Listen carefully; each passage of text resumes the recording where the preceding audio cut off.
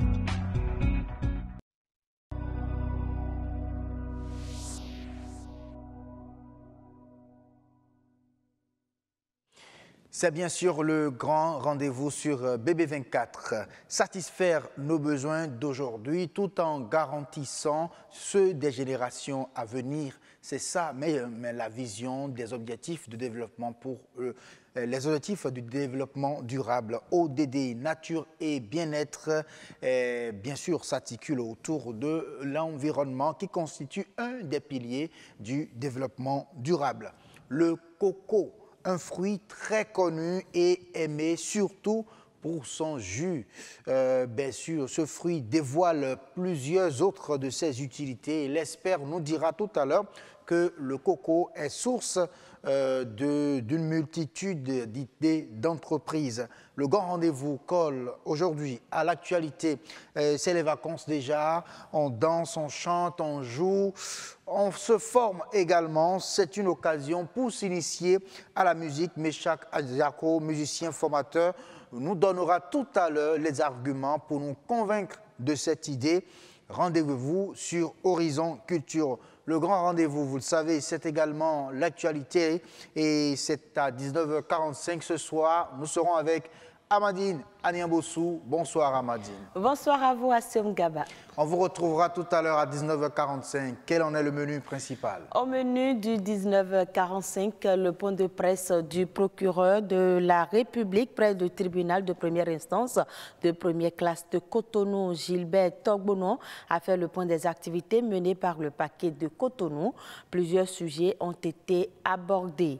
Bonne nouvelle pour les femmes victimes de violences. Le personnel des formations sanitaires a été outillé pour mieux remplir les certificats médicaux. Et puis, nous ferons un zoom sur le métier de soudure à lac. C'est une technique courante utilisée dans toutes sortes de constructions.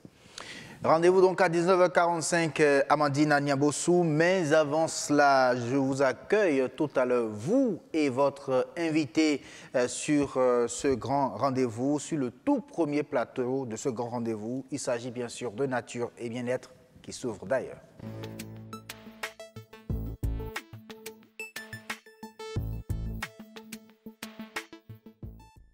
Nature et bien-être, cette semaine s'articule autour des objectifs du développement durable. Aujourd'hui, nous allons évaluer la place de l'environnement dans ces objectifs.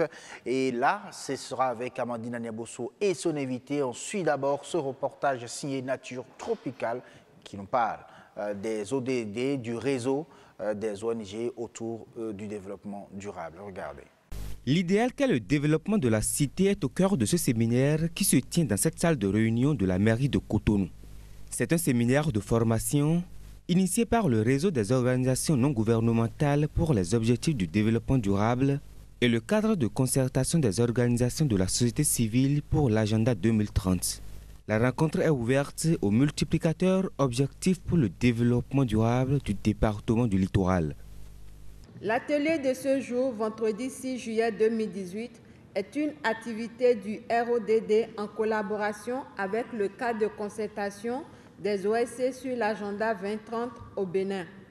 Il intervient dans le cadre de la mise en œuvre des activités programmées dans le plan de travail annuel 2018 du réseau.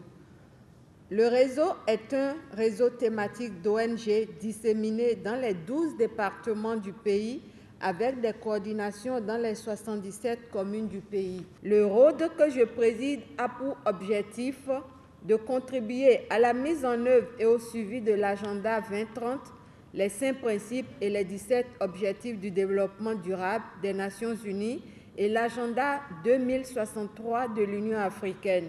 3 communications suivies de débats constituent l'essentiel des activités inscrites au programme de ces assises. Il s'agit de l'agenda 2030, contenu, enjeux et défis, rôle et responsabilité des organisations de la société civile dans la mise en œuvre, le suivi et l'évaluation de l'agenda 2030 et l'avantage du réseautage, cas du ROD.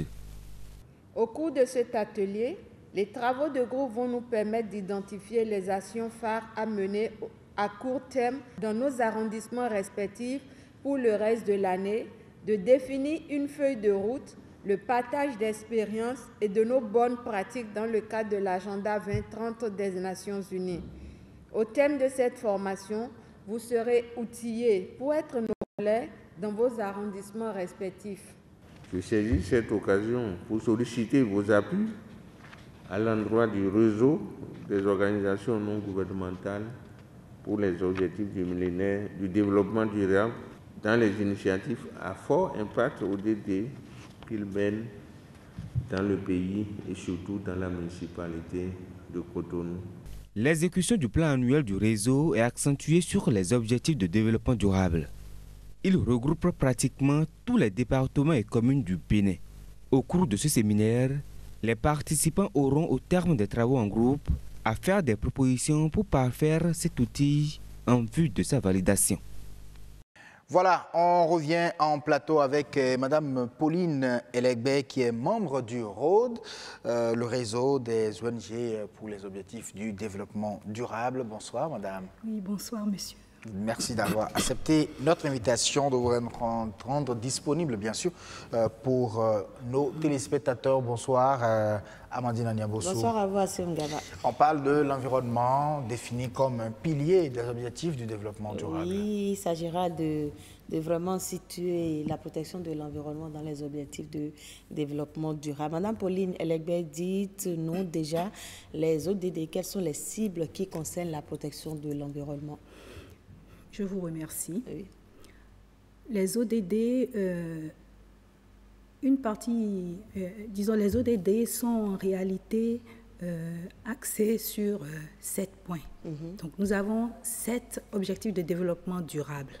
Alors, ces 7 objectifs sont déclinés et nous avons au niveau de l'environnement 4 objectifs qui traitent de l'environnement. Oui. Sur les 7, hein? Donc, sur les 17, sur les 17, pardon. Oui, il y a 4 qui parlent de l'environnement, même si nous savons tous que l'environnement est en transversal sur les 17, parce qu'il s'agisse même de la dimension sociale, elle ne peut s'accomplir que dans un espace bien déterminé. Donc, mais là, il s'agit précisément de l'environnement. Donc, de manière spécifique, nous avons 4 objectifs qui traitent de cela. L'objectif 12, qui parle de la consommation et production durable.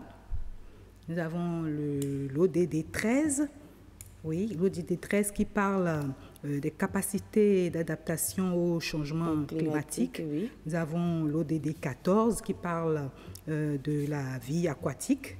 Et nous avons l'ODD 15. Et donc, ces ODD sont ces objectifs de développement. Le 15, les ODD 15, ça parle de quoi déjà? La vie terrestre. La vie terrestre. On a la vie aquatique, la vie terrestre, oui. Les changements climatiques oui. et puis la consommation durable. Oui, exactement. Voilà. Exactement. Et qu'est-ce qu'on peut comprendre si on prend chaque cible? Qu'est-ce qu'on met dedans réellement? Par exemple, prenons le 12 qui parle de consommation durable. En fait, par rapport au 12 qui parle de consommation durable, nous pouvons parler surtout des questions de déchets. D'accord? La gestion des déchets. La gestion des déchets, voilà, le recyclage, la réutilisation des déchets. Donc, c'est quelque chose qui est quand même très important, surtout qu'aujourd'hui, nous sommes dans un environnement où il y a beaucoup d'anomalies. Il y a beaucoup, par exemple, de sachets plastiques. On sait qu'actuellement, c'est justement d'actualité. D'actualité, oui. Et donc, c'est un point très important qui est évoqué dans cet ODD-là. Et qu'est-ce qu'on met dans la vie terrestre? Bon, l'ODD 15. L'ODD 15, par rapport à la vie terrestre, on pourrait aussi parler des questions de désertification, des questions de dégradation des terres. Nous savons que les terres aujourd'hui sont très appauvries.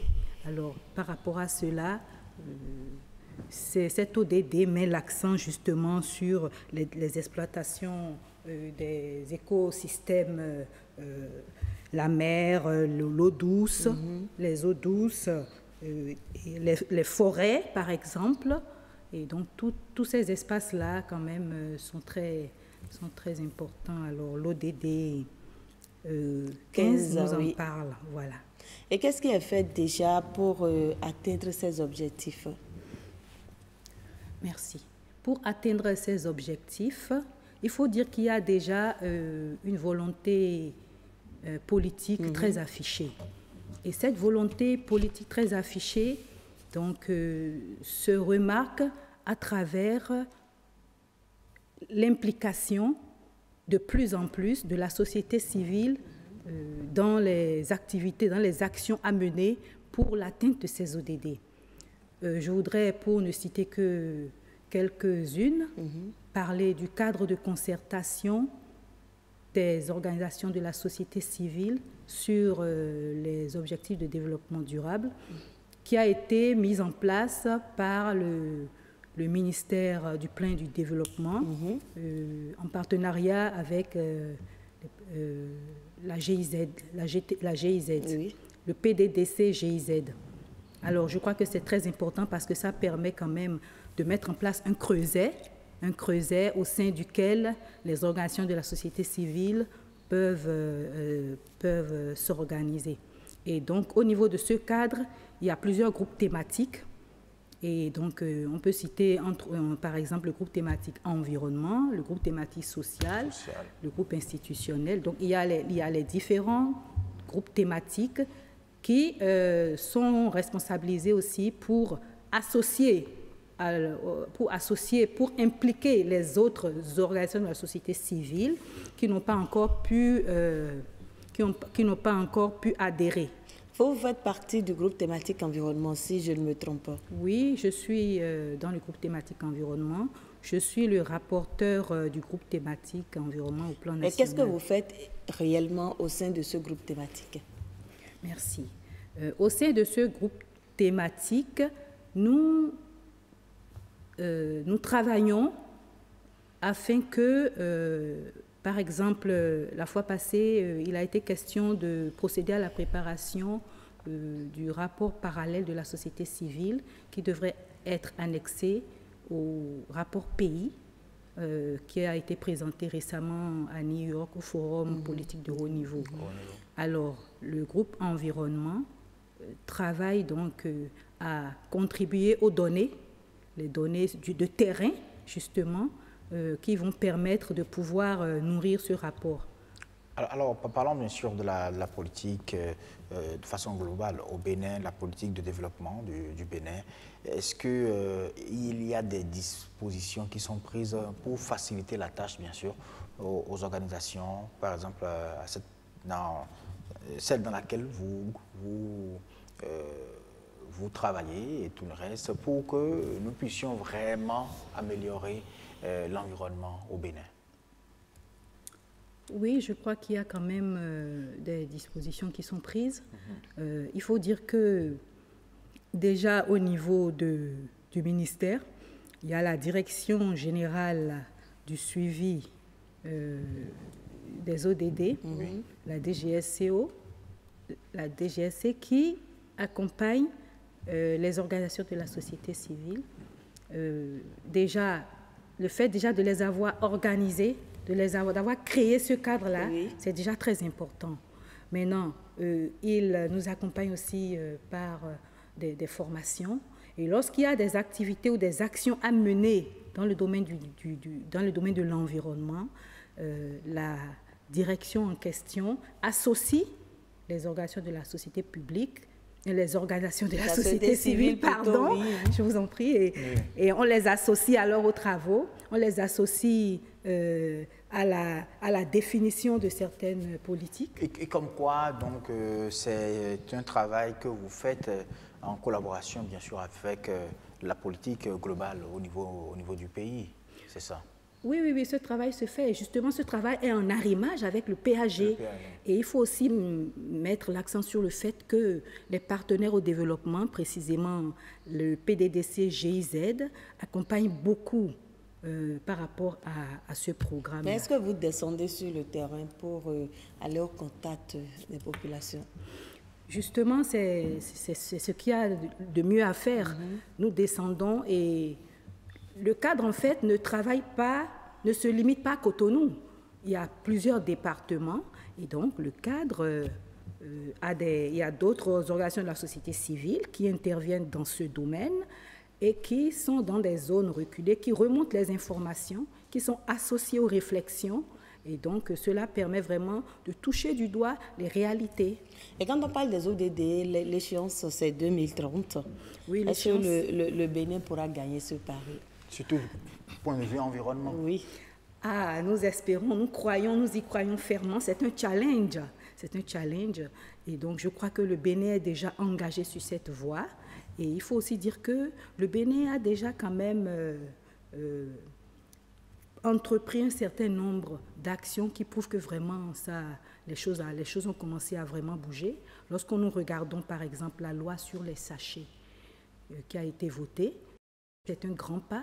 Et aujourd'hui, de plus en plus, les gens comprennent l'importance de la chose. Les gens comprennent aujourd'hui que, par exemple, au niveau des sachets plastiques, il faut quand même 200 ans pour pouvoir... pour leur dégradation. Oui. Et donc, ça posait problème dans divers domaines. Lorsque nous prenons, par exemple, l'agriculture, vous voyez qu'un sol qui est rempli de sachets en profondeur, l'eau ne peut pas filtrer. Alors, la plante ne peut pas respirer correctement, ne peut pas se développer correctement. Et ça pose un problème aussi d'alimentation. Et ça pose aussi un problème. Donc, je crois que c'est quand même important. Lorsque nous prenons, par exemple, la pollution marine. Oui. Vous voyez, à ce niveau aussi, il y a déjà quand même certaines actions et je crois qu'il reste encore beaucoup à faire. Mais on va y arriver. On va y arriver. Merci beaucoup à vous, Madame Pauline Elegbé. Je vous en prie. Merci à Madina Niabossou. Merci, Madame. À très bientôt. À très bientôt. Merci. Le grand rendez-vous va continuer. Oui, nous allons rester. Vous restez avec nous, Madame. Le temps, bien sûr, qu'on passe, bien évidemment, à un autre plateau. Nous serons avec un coco entrepreneur. Oui, il transforme le coco. Il est promoteur d'une entreprise qui produit du jus de coco. Ah oui, on saura Camille Lo dans Coco aujourd'hui avec lui, c'est l'espère.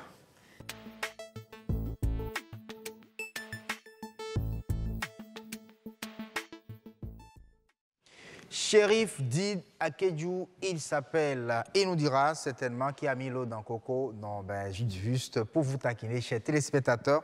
C'est un coco entrepreneur. Il est promoteur d'une entreprise qui produit du jus de coco bien conservé et frais, n'est-ce pas? Oui, bonsoir. Bonsoir, Chérif Dine Akedjou, transformateur de coco, promoteur d'une entreprise, sinon promoteur de jus de coco. Oui. Déjà Oui. sur le marché béninois, également hors du pays, Oui, déjà. oui. Alors, quand on parle de coco, on définit aujourd'hui le coco comme source d'idées d'entreprise. Est-ce que vous êtes d'accord avec cela? À part le jus, à part ce que nous prenons, le coco que nous mangeons de façon habituelle avec du gari et tout le reste, est-ce qu'il y a encore d'autres produits qu'on peut tirer vraiment du coco, selon vous? Oui, merci pour la question. Il y a plusieurs produits qu'on peut tirer de la transformation du coco. Très bien. Vous savez, le domaine est encore très vierge au Bénin. Le seul produit que nous avons sur le marché qui devient encore de plus en plus rare, c'est l'huile de coco. C'est le seul produit que nous avons de la transformation du coco sur le marché béninois. Et ce produit maintenant devient de plus en plus rare, tout simplement parce que nos parents qui faisaient ce produit-là n'ont plus l'énergie nécessaire pour continuer. Et la matière première étant à la merci des étrangers, notamment des Nigérians surtout, les jeunes n'ont pas pu prendre le relais au Bénin. Et Alors, du coup, soyons plus clairs. oui. Vous voulez dire que nos grands-mères, nos grands-pères qui produisaient de l'huile de coco n'ont pas pu je sais pas, transmettre ces connaissances-là à la génération actuelle, c'est ça? Ils n'ont pas pu transmettre. Et les jeunes aussi n'ont pas pu prendre le relais. Le relais. N'ont pas pu vraiment prendre le relais. Et ça crée beaucoup de problèmes. L'huile de coco aujourd'hui est très chère sur le marché. Très chère sur le marché. Et on n'en trouve même plus. Donc, à part l'huile de coco, il y a plusieurs autres produits qu'on peut obtenir. Il y a les crèmes de coco, par exemple, qui sont utilisées au niveau de la pâtisserie. Il y a l'huile de coco cosmétique. Vous savez, l'huile de coco alimentaire, c'est différent de l'huile de coco qui s'utilise dans la cosmétique. C'est vrai? Oui, c'est différent. C'est différent. On peut obtenir déjà au niveau de la robe de coco, on peut le transformer il y a des brosses qu'on peut faire avec ça, on peut faire des paillassons avec. Ce qu'on coupe et qu'on jette là, la peau là. Voilà.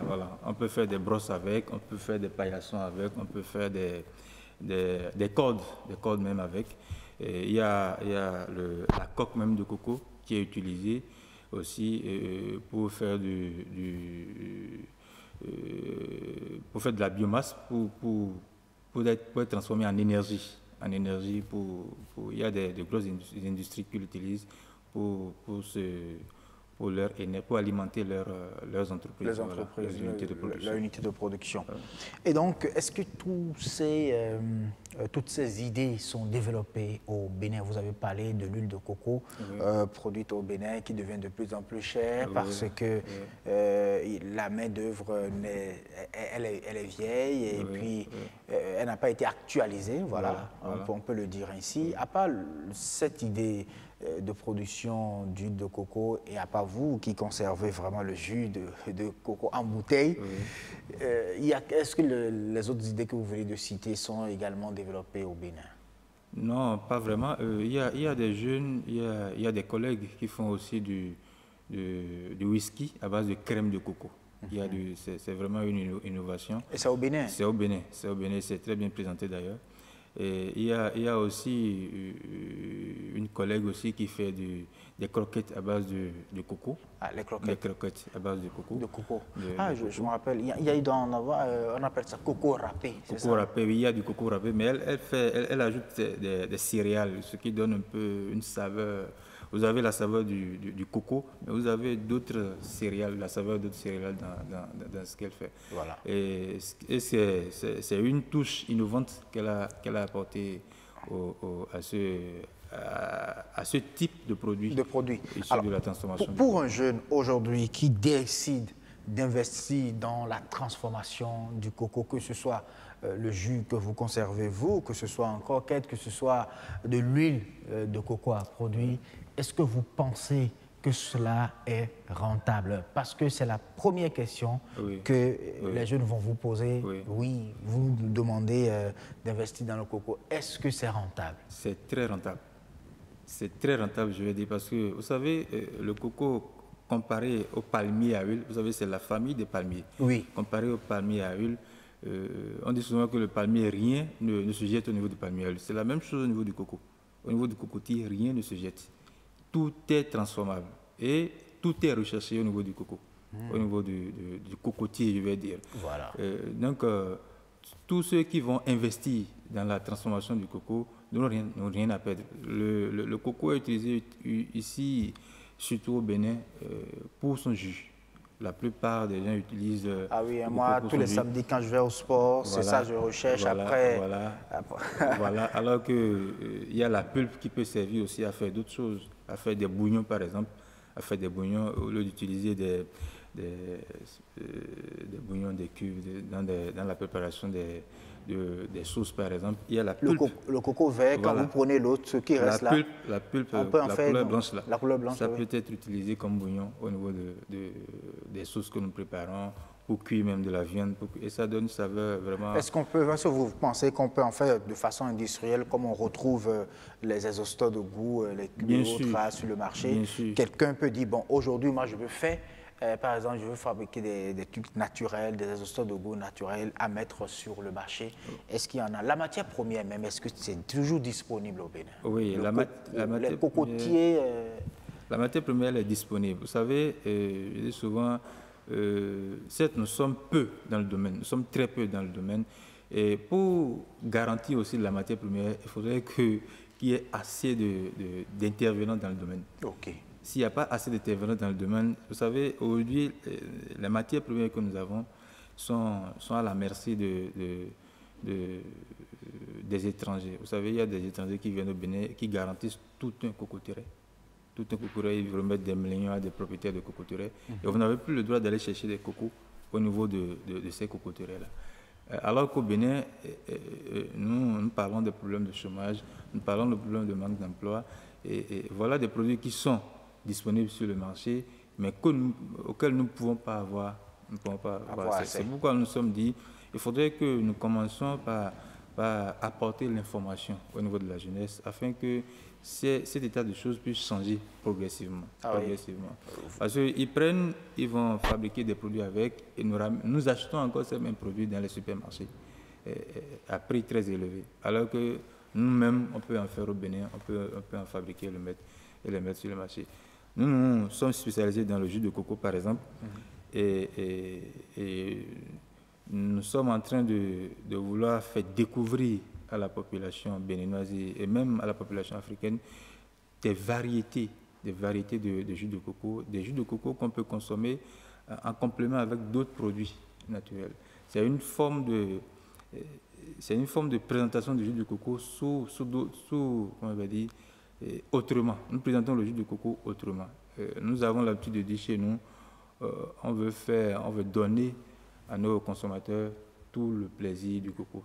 Vraiment tout le plaisir. Alors, vous organisez très bientôt une conférence pour partager ces expériences, ces connaissances avec les jeunes.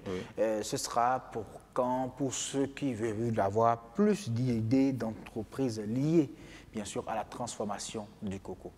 Voilà, la conférence, ce sera pour le 11 août prochain, à 10h. Au niveau de BTEC Space, et nous avons organisé cette conférence justement pour apporter les informations au niveau des jeunes, pour les inciter à entreprendre et pour leur faire découvrir tout ce qu'il y a dans ce domaine-là.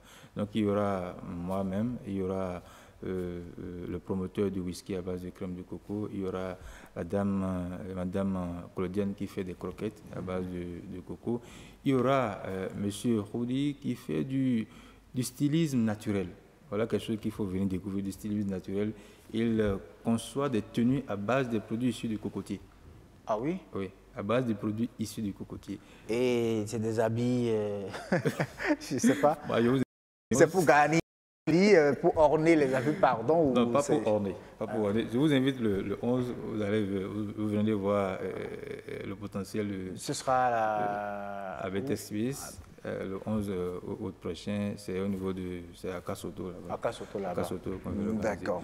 Et il y a aussi, j'oublie quelque chose, il y a on parle surtout de l'agriculture hors sol aujourd'hui. Vous savez, les fibres qui sont utilisées dans l'agriculture hors sol, ce sont les fibres issues du coco. Lorsqu'on prend l'arôme du coco, les fibres sont vraiment tendres, puisque ça permet de garder l'eau au niveau afin d'alimenter ces plantes-là que l'on plante en agriculture hors sol. En agriculture hors sol. Donc, voilà encore notre produit qui est utilisé au niveau de l'agriculture hors sol. Ces produits qui sont jetés pratiquement au niveau des bonnes dames. Oui, bien, on les jette, ça devient des déchets et tout le reste. Ça devient des déchets. Il y en a plein là par terre. Alors que nous sommes dans une démarche aujourd'hui et par la grâce de Dieu, si tout va bien, nous allons mettre en place une unité de transformation afin de commencer aujourd'hui par produire aussi des substrats à base de fibres de coco. Parce que ça nous vient aujourd'hui de la Côte d'Ivoire et ce n'est pas normal. On a des cocotiers là, on a des cocos et il serait bien de commencer à valoriser. Tout au niveau, tout, vraiment tout. Commencer par les branches jusqu'aux racines. Oui. Je pense que c'est vraiment une source d'idées, d'entreprise. Oui. Le coco, le rendez-vous est pris en tout cas pour le 11. Nous viendrons avec les caméras de BB24 pour suivre cette conférence, histoire de faire répercuter cela aux téléspectateurs, ceux qui n'auront vraiment pas l'occasion de venir puisque c'est à Cotonou.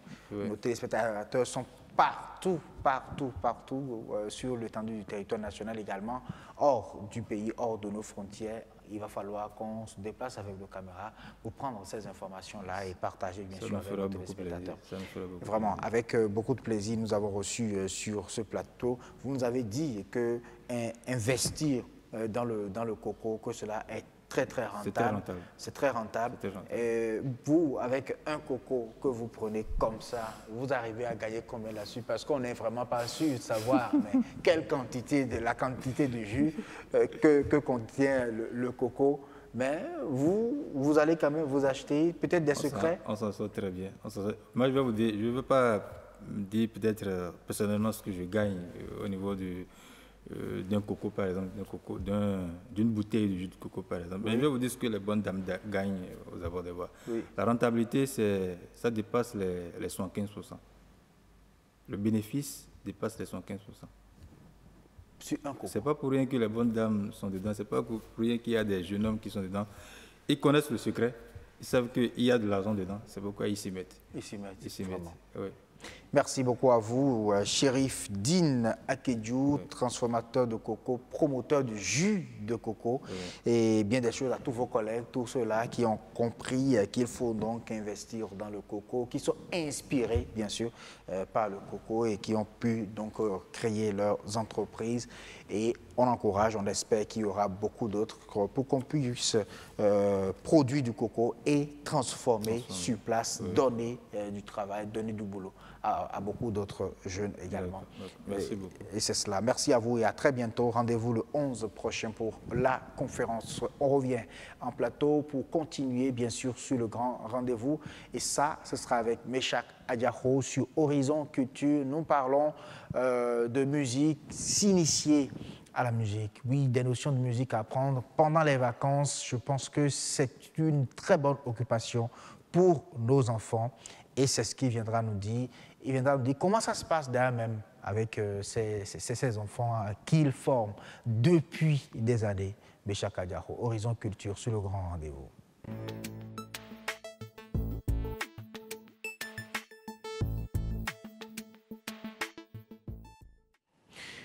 Voilà, il est avec nous, vous allez le voir dans quelques minutes seulement. Le temps de suivre ce reportage qui nous présente l'INMAC, l'Institut national. Voilà, cette école-là créée au niveau de l'Université d'Abomey-Calavi qui forme des gens au métier de la musique.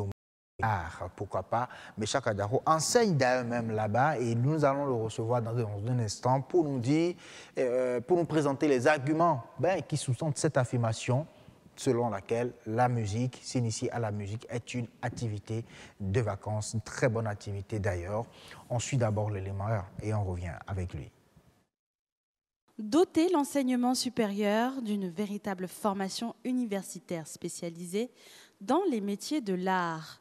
C'est l'objectif que se fixe l'INMAC, Institut national des métiers d'art, d'archéologie et de la culture, depuis près de 3 promotions.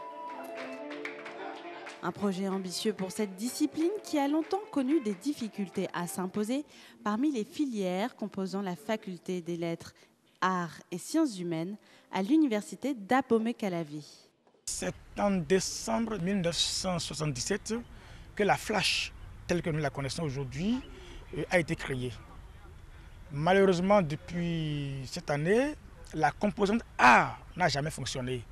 C'est pour ça qu'en 2010, les autorités rectorales ont décidé donc de la création du département des arts. Vu ses ambitions, vu l'orientation qu'on a bien voulu donc donner au département donc des arts, on a dû faire évoluer son statut. C'est ce qui fait que depuis 2015, le département des arts est devenu INMAC. Et donc, il est désormais sous la tutelle directement donc, du rectorat.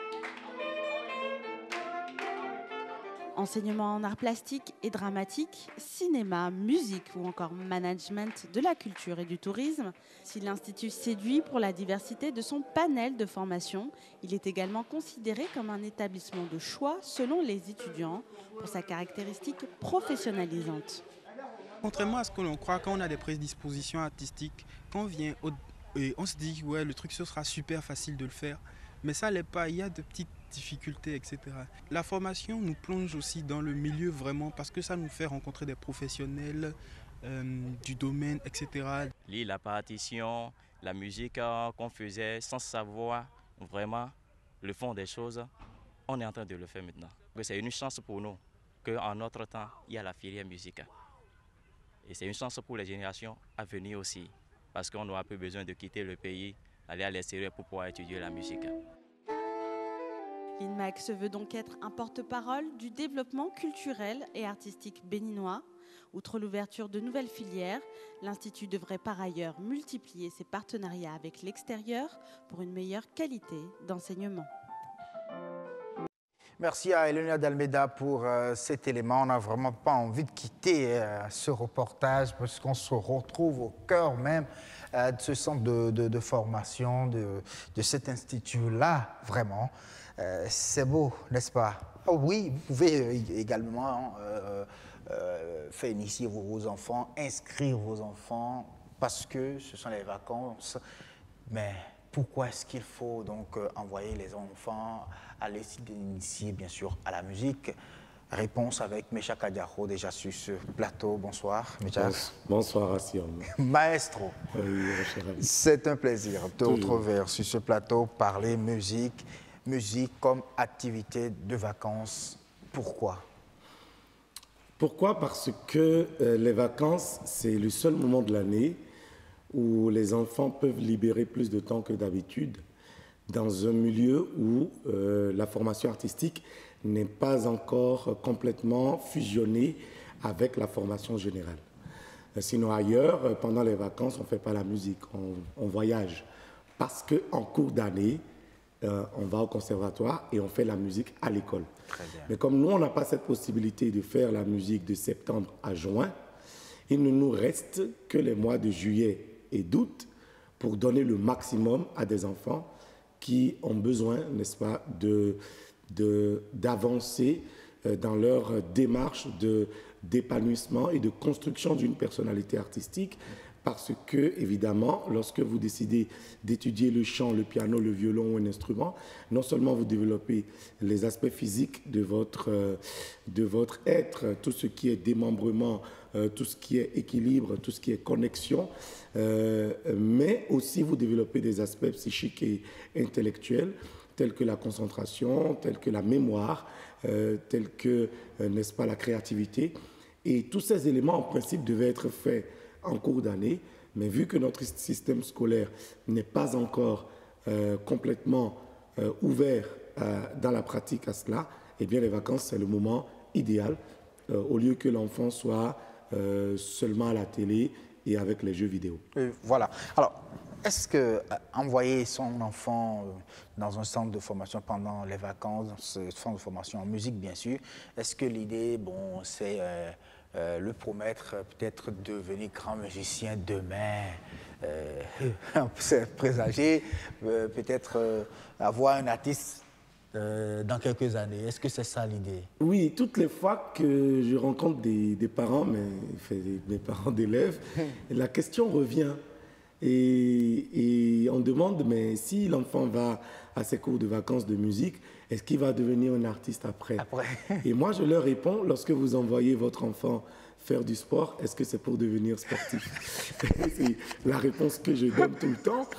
Parce que parmi tous les enfants qui vont faire du sport, les 3/4 ne vont pas être sportifs.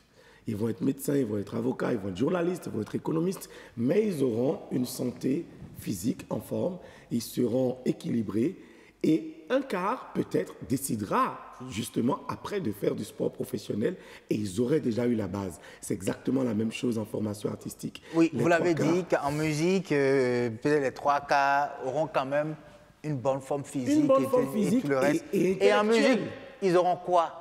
Non, mais c'est ce que je dis. En musique, c'est exactement la même chose. Vous savez, on ne s'en rend pas compte.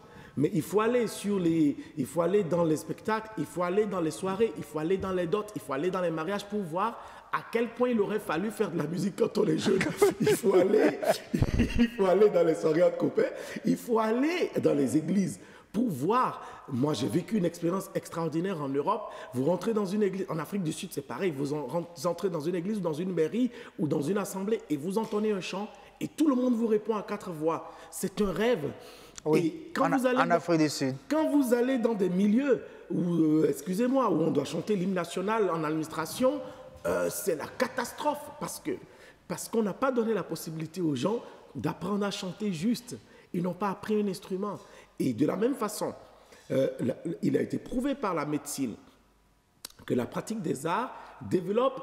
Enfin, notre cerveau est divisé en deux. Il y a une partie qui s'occupe du raisonnement, tout ce qui est cartésien, et il y a une autre partie qui s'occupe de la création, de la production d'idées nouvelles. Vous savez que nous sommes en Afrique. Tout doit être recréé. Il faut de la créativité. Regardez ce que fait BB24. Ça n'a jamais été fait avant. Et comment est-ce que c'est possible sans un minimum de cadres qui peuvent réfléchir et produire de nouvelles émissions, de nouveaux décors? Donc cette nécessité de créativité n'est fouettée que par la pratique des arts. Ça a reçu un prix Nobel de médecine. Ce que je vous explique, c'est des données scientifiques qui existent. Et on a dit que dans les grandes nations, il faut que l'enfant très tôt soit initié au dessin et qu'il fasse la musique pour développer ce côté de son cerveau qui s'occupe de nouvelles idées, de la créativité, de l'ingéniosité, afin que de nouvelles solutions, de nouvelles alternatives soient proposées pour le développement. Et donc, si on a des cadres qui passent leur temps à faire du copier-coller et qui ne peuvent pas créer de nouvelles alternatives de développement pour le Bénin, excusez-moi, c'est parce qu'ils n'ont pas fait beaucoup d'art quand ils étaient jeunes. Ah oui. Et cela explique l'esprit dans lequel travaille notre président actuel. C'est un musicien, c'est un danseur, c'est un homme des arts et c'est un collectionneur. Donc, vous voyez, ces gens, il faut qu'on arrive là où on donne à nos enfants. Je vais donner un aspect qui va peut-être vous surprendre, c'est l'aspect des économistes. Tous ceux qui gèrent l'économie de la culture, ils ne comprennent pas comment fonctionne notre domaine parce qu'ils n'ont pas appris eux-mêmes à faire de la culture et des arts. Et donc, quand le bonhomme doit tailler un budget pour payer des artistes, quand il doit tailler un budget pour organiser une manifestation, il n'a aucune idée du travail qu'il y a derrière parce que lui-même n'a pas été confronté à ça. Moi, j'ai croisé un comptable sur un projet qui avait fait du piano quand il était jeune. Et quand on a proposé notre budget, il a dit, mais ça ne peut pas parce que je sais qu'il vous faut 8 heures de travail par jour et vous ne pouvez pas payer tous les musiciens avec ça. Et il a majoré la facture. Et donc, ça permet aux artistes aussi de sortir d'une certaine clochardisation. Donc, si on veut qu'après, les artistes aient une conversation intelligente avec ceux qui sont au pouvoir, il faut qu'on leur ait donné la possibilité d'approcher un peu la matière. Alors, si je comprends bien, Mécha Kadiako, c'est une manière de créer déjà un public pour les productions artistiques. La Russie a décidé de faire de l'enseignement artistique obligatoire parce qu'elle a estimé qu'à l'âge adulte, tous les Russes doivent être capables, dans leur salaire mensuel, de dégager une ligne budgétaire pour payer un tableau, pour aller en un spectacle de théâtre, pour aller à l'opéra ou pour aller à un spectacle de danse, etc., mensuellement. Et ça se prépare sur 50 ans, ça se prépare sur 100 ans. Donc, on leur fait faire de l'art tout petit pour qu'ils ressentent la nécessité d'aller maintenant consommer de l'art. Merci beaucoup, Méchack Adiako. Vous restez avec nous, juste le temps de suivre le journal. Amandine Aniembostrou nous fait de grands gestes depuis la rédaction de BB24 avec elle. On suit l'actualité et on revient pour continuer sur ce sujet très très intéressant que nous développons bien sûr avec Méchack Adiako, maestro. Le journal.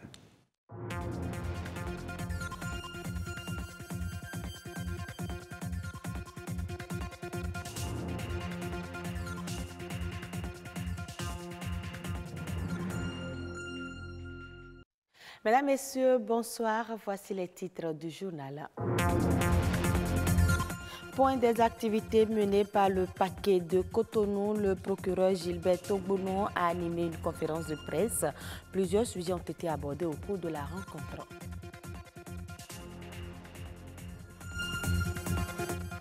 Les femmes victimes de violences sont désormais mieux protégées. Le personnel des formations sanitaires a été formé à l'élaboration de nouveaux modèles de certificat médical conçus à cet effet. La soudure à l'arc, une technique courante qui intervient dans toutes sortes de constructions durables. Le métier nourrit son homme, nous dira le reporter.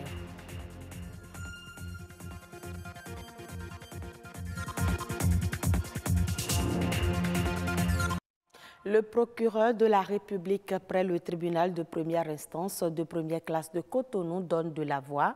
Gilbert Togbonnon a fait aux médias le point de certaines activités du parquet de Cotonou au cours d'une conférence de presse. C'est un reportage signé Patrick Adjagbodjo.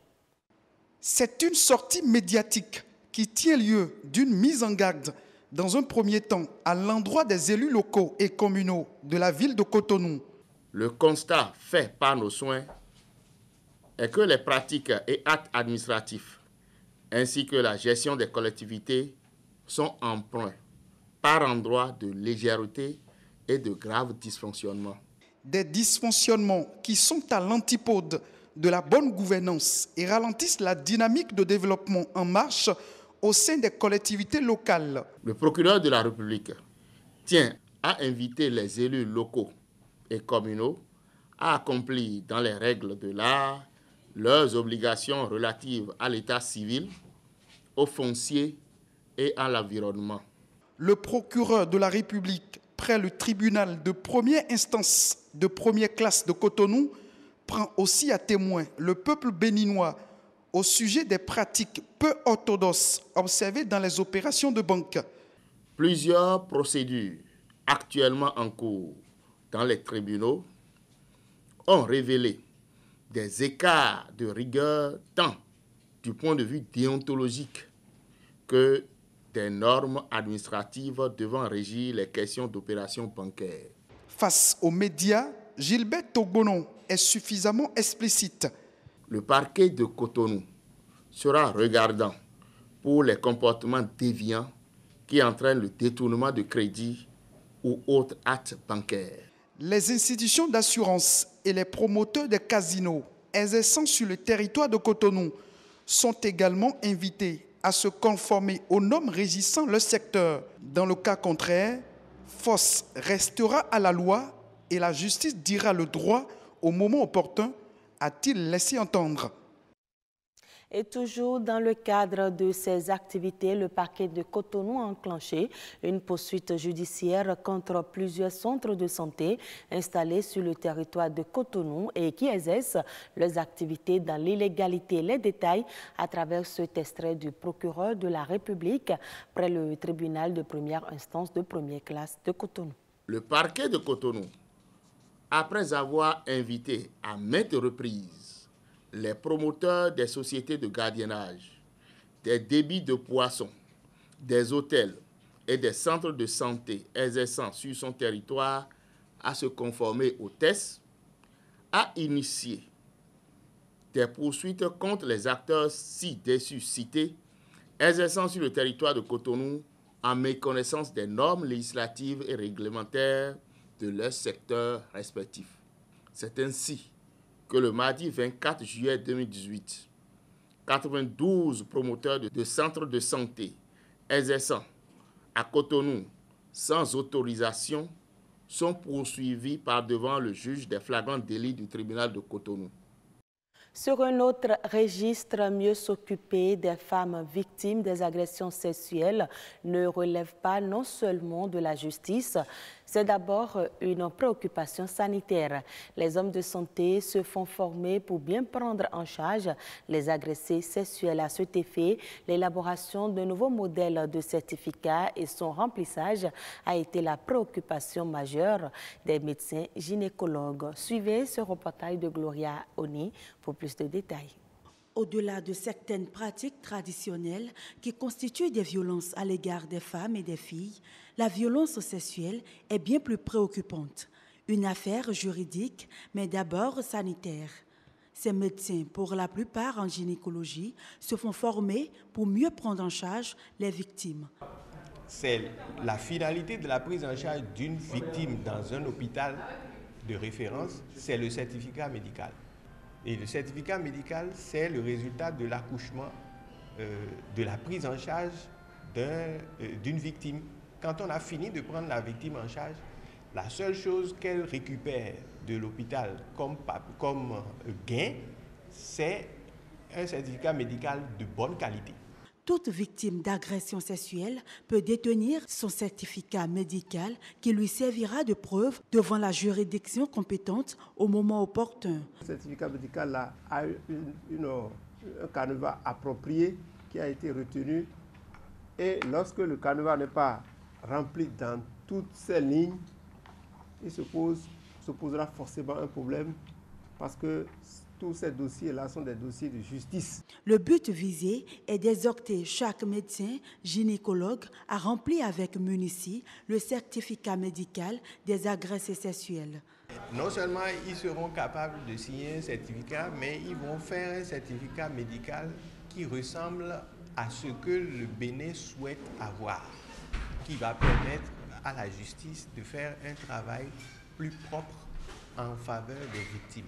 Selon les statistiques publiées récemment par le Fonds des Nations Unies pour la population, une femme sur 3 est victime de violences physiques, affectives et verbales. La soudure à l'arc, un métier au cœur de toute construction durable, c'est une technique qui nécessite un savoir-faire. Ceux qui l'exercent arrivent à satisfaire les 5 besoins fondamentaux. Bernardin Soglono, Philippe Béanzin et Marcel Arossi nous amènent à la découverte de la soudure à l'arc. Mère de toutes les formes de soudure, la soudure à l'arc se base sur des outils bien définis. Nous avons d'abord à travailler avec la scie. Et quand vous avez la scie, quand vous n'avez pas le cadre de scie, vous ne pouvez pas découper. Pour la soudure, il vous faut une pousse à soudure. Il faut aussi la baguette. Nous avons des baguettes de 2,5, de 3, 15 et puis de 4. C'est un métier qui intervient dans toutes sortes de constructions durables. Il y a des travaux que nous faisons, comme la charpente métallique, nous faisons du chaudronnerie. Vous pouvez même construire un immeuble entièrement en métallique. Il utilise aussi une matière première bien connue. Il y a des tubes galvanisés, des tôles galvanisées, des cornières galvanisées. Les tubes carrés là aussi sont galvanisés. Ici, on n'entre pas comme ça. Avec ce métier, l'homme arrive à assurer ses besoins de base. La soudure à l'arc, vous voyez, un homme de métier peut supporter un fonctionnaire pendant toute sa vie. Le jeune qui embrasse ce métier doit user de patience. Nos jeunes d'aujourd'hui, ils n'ont qu'à savoir que eux là, ce n'est pas la belle vie qui fait l'homme. Le métier, c'est un truc qui donne la vie. Théodore Alofa livre ici le secret de ce métier. On vous demande quelque chose, essayez de faire ça en sorte que quand le client voit, il dit non. Celui-là, il m'aime, même si l'argent ne suffit pas. Faites-lui ça, vous serez fiers de vous-même. Il est alors à retenir que l'amour du travail bien fait est la clé qui ouvre la porte du succès dans tout domaine de la vie. Hors du Bénin, l'économie égyptienne pourrait atteindre une croissance de 5,2%. Le sondage s'est basé sur l'expertise d'une dizaine d'économistes. Ces experts saluent les progrès réalisés par le gouvernement qui ont permis de relancer une économie en berne depuis plusieurs années. Ils exhortent par ailleurs le gouvernement à poursuivre les réformes, mieux à les renforcer pour de meilleurs résultats. Quant à l'inflation, les experts tablent sur une baisse de son taux à 14,2% pour le nouvel exercice budgétaire et à 12,2% pour l'année fiscale 2019-2020. Rappelons que ce pays d'Afrique du Nord a entamé depuis 2016 une série de réformes économiques dans le cadre d'un accord de financement de 12 milliards de dollars signé avec le Fonds monétaire international. Les États-Unis vont déployer environ 170 millions de dollars, soit 90 milliards de francs CFA d'aide humanitaire en faveur de l'Éthiopie. Ce nouveau programme devrait permettre de porter assistance à environ 8,5 millions de personnes en situation d'urgence humanitaire. Les personnes déplacées suite à un conflit ou à une catastrophe naturelle dans le pays sont les principales cibles. Des programmes d'assainissement et d'hygiène devraient également être mis en place pour traiter et stopper la propagation de cette maladie. Notons que ce nouveau programme porte à 802 millions de dollars le montant total de l'aide humanitaire apportée par les USA aux pays est-africains depuis 2016. Ainsi se referme ce journal. Très bonne suite de nos programmes. Merci beaucoup Amadine Naniabossou pour la présentation du journal. On se retrouvera lundi, c'est ça, hein, sur le plateau de Nature et Bien-être, Amadine. Allez, merci beaucoup à vous et très bon week-end. Retour en plateau avec avec Maestro. J'ai l'habitude de l'appeler coach, mais bon, c'est pas un coach, c'est le maître Béchac, c'est ça. C'est ça en réalité. Bonsoir. Et on vous retrouve bien sûr, Béchac Aditoro. On parlait bien sûr de la musique comme activité de vacances, initiée à la musique, une activité de vacances. Vous recevez souvent des enfants de quel âge déjà et quels sont les instruments à privilégier quand il s'agit bien sûr d'initier un enfant à la musique? Alors l'âge, c'est l'idéal, c'est à partir de 4 ans, 3 ans et demi. On fait ce qu'on appelle des classes d'éveil où l'enfant commence par s'introduire aux instruments de musique. Il commence par développer son sens du rythme, le gansissé, comme on dit chez nous. Le gansissé. C'est très tôt qu'il faut mettre ça en place. Ce n'est pas à l'âge adulte qu'on va apprendre à jouer. Oui, vous verrez au 1er août ce qui va se passer dans le défilé. Tout le monde marchera à un pas certain parce que ça a été exercé et c'est pour la plupart des gens qui étaient capables de le faire depuis leur jeune âge. Autrement, dans la cadence oui, également. Dans la cadence. Autrement, ce n'est pas possible. Ce n'est pas possible. Et donc, on leur apprend ça à partir de 3 ans et demi, 4 ans. Et ils découvrent les instruments de musique, les grandes familles d'instruments à cordes, à percussion, etc. Et ils apprennent à chanter dans le ton et dans le rythme.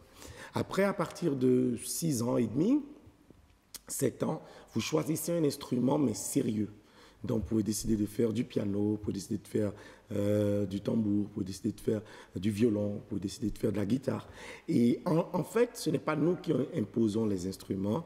C'est vrai que nous avons une palette de ce que nous appelons un instrumentarium disponible, mais l'enfant est le principal faiseur de choix, accompagné donc de ses parents aussi qui ont certains projets pour les enfants. Il arrive que les parents reportent sur leurs enfants les instruments qu'ils n'ont pas pu jouer dans leur jeunesse. Parfois ça marche, parfois ça ne marche pas. L'enfant dit, moi je ne vais pas faire ça, je vais faire autre chose. Et la motivation étant essentielle dans tout processus de formation, nous essayons de nous coller autant que faire se peut à la volonté, aux premières volontés donc, des enfants. Donc la palette d'instruments est assez variée, mais on s'arrange pour que tout le monde, de façon obligatoire, fasse un peu de solfège pour lire, fasse du chant, parce qu'il n'y a pas de musicien sans chant. Une musique est censée accompagner le chant. Et puis il faut aussi la culture rythmique qui est transversale et obligatoire pour tout le monde. Cette année, nous avons rajouté un peu d'instruments traditionnels obligatoires pour tout le monde, avec une collègue, et nous avons rajouté du jeu d'acteurs pour leur apprendre à s'exprimer avec leur voix et à jouer des rôles à prendre des personnages, parce qu'après en musique, ce qu'il faut faire aussi, c'est de prendre un rôle, et c'est de jouer un personnage l'instant d'une chanson. Superbe. Merci beaucoup à vous, Mecha Kadiako, pour toutes ces explications, parce que quand je parlais d'instruments de musique à privilégier, il ne faut quand même pas imaginer un enfant avec un instrument avant une trompette, par exemple. C'est compliqué. Un enfant avec une trompette, c'est compliqué. C'est compliqué, donc c'est les pianos, c'est les percussions et autres. Oui, mais la flûte permet d'anticiper sur tout ce qui est instrument après. Merci beaucoup, Meshak, à très bientôt. J'espère que vous allez toujours revenir sur ce plateau, parce que vous êtes notre personne ressource première sur cette rubrique Horizon Culture, surtout quand il faut parler de musique. Surtout quand il faut parler de musique. Je vais faire une phrase qui va vous faire rire. Quand le journal passait, j'ai entendu 2 mauvaises prononciations. Et si les enfants viennent faire des cours de musique, ils pourront améliorer leur diction. Il y en a qui prononcent mal le français. Merci en tout cas. Merci déjà pour ça. En tout cas, vous aurez à gagner beaucoup en envoyant bien sûr vos enfants aller se faire former aux instruments, apprendre à chanter. C'est simple, mais c'est très important. Allez, merci. Fini donc Horizon Culture et le grand rendez-vous continue sur la toile, l'actu web.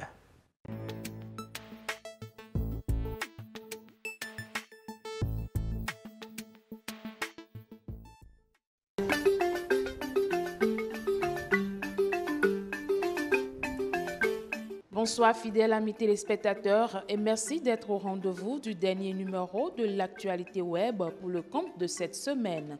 Nous sommes le vendredi 27 juillet et la toile nous informe sur les raisons qui ont poussé cette équipe de foot à poster cette photo que vous voyez. Une photo qui, selon la toile, ressemble étrangement à une dizaine de hot dogs sur pattes.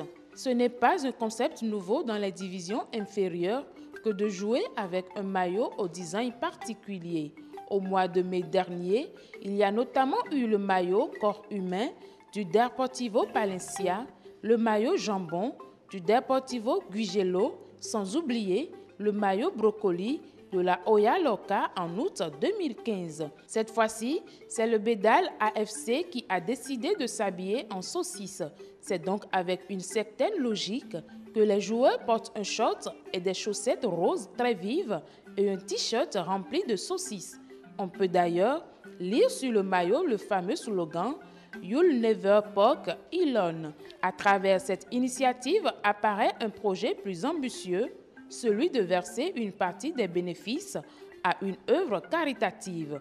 Mais ce qu'il y aura pour cette nouvelle série de Netflix, c'est une accusation de faire honte aux obèses. La série, qui sera disponible sur le site de streaming à partir du 10 août, met en scène une adolescente obèse risée de ses camarades de lycée. Devenue filiforme, elle ne rêve que d'une chose, se venger. La pétition affirme que la série encourage les jeunes femmes à jauger leur valeur à partir de leur corps et de perpétuer non seulement la toxicité de la culture des régimes, mais aussi l'objectification du corps féminin. Rappelons que cette pétition avait déjà récolté plus de 120 000 signatures mardi dernier. Les porte-paroles de Netflix n'ont pas répondu dans l'immédiat aux demandes de commentaires de l'AFP. L'actrice principale, Debbie Ryan, a défendu la série sur son compte Instagram qui, selon elle, je cite, « Nous ne faisons pas ça pour faire honte au surpoids, nous voulons porter un regard aigu sur des systèmes dangereux et inadéquats qui mettent sur un pied d'égalité minceur et valeur. » Fin de citation. Mais en attendant, parlons de cette première démo de David Bowie qui a été retrouvée dans une vieille corbeille à pain. David Hodfield, ancien batteur et manager des Conrad, a retrouvé par hasard une ancienne démo de l'artiste en déménageant. La cassette se trouvait dans une corbeille à pain. En 1963, David Bowie, encore jeune à l'époque, décide de prêter sa voix pour une démo dans un studio londonien avec son groupe de l'époque. Il n'avait que 16 ans. La cassette sera vendue par Omega Assurance dans une vente aux enchères non loin de Liverpool. Estimée à 11 200 €, elle pourrait venir grossir les ventes de la collection privée de l'artiste qui avait généré en 2 jours à peine près de 43 millions d'euros. Qui pouvait l'imaginer? Attention donc à tout ce que vous jetez dans vos poubelles. Elles peuvent être source de richesse. Pour rappel, David Bowie est décédé le 2 janvier 2016, 2 jours avant la sortie de son 25e album. Et c'est la fin de l'actualité web de ce vendredi 27 juillet 2018. Merci de l'avoir suivi et bon week-end à tous.